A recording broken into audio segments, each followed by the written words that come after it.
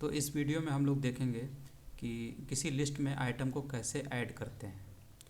तो ऐड करने के लिए यहाँ पर हम 2-3 मेथड पढ़ेंगे। एक तो अपेंड है, दूसरा इंसर्ट है और तीसरा एक्सटेंड मेथड है। इन तीनों मेथड के ज़रिए हम लोग आइटम ऐड करते हैं अपने लिस्ट में।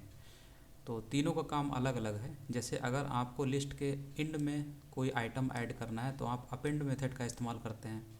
जैसे इस एग्जांपल में देखते हैं, यहाँ पर ये लिस्ट है और ये लिस्ट बनी हुई है, ठीक है, जो इस वेरिएबल में डाली गई, यानी ये लिस्ट वेरिएबल है। ठीक, ये लिस्ट है, मतलब इसको हम डायरेक्ट लिस्ट ही बोलेंगे।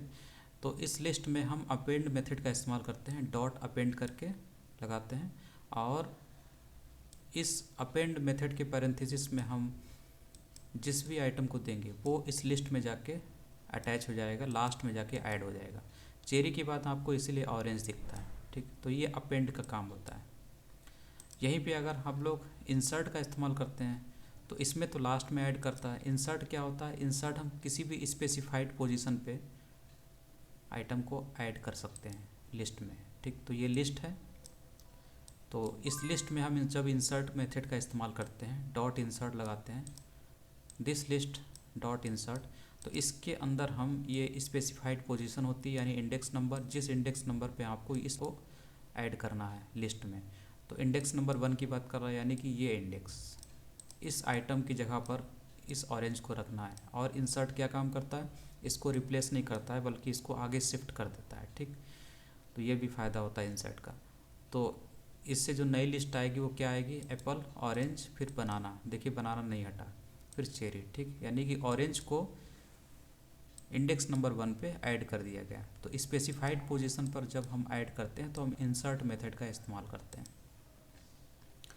इसके बाद आता एक्सटेंड लिस्ट। एक्सटेंड लिस्ट का मतलब है कि आप एक लिस्ट को एक्सटेंड करना चाहते हैं, यानी कि आप एक लिस्ट में दूसरी लिस्ट ऐड करना चाहते हैं, यानी कि ओल्ड लिस्ट को एक्सटेंड करना चाहते हैं। तो ये हमारी ओल्ड लिस्ट है मान लीजिए, और ये न्यू लिस्ट है। तो अब हम इस ओल्ड लिस्ट को एक्सटेंड करना चाहते हैं, मतलब इस ओल्ड लिस्ट में हम इस न्यू लिस्ट को ऐड करना चाहते हैं। तो इसके लिए हम एक्सटेंड मेथड का इस्तेमाल करते हैं और जिस लिस्ट को ऐड करना है उसको हम यहाँ पर देते हैं। ठीक, तो ये हमारी हो गई ओल्ड लिस्ट।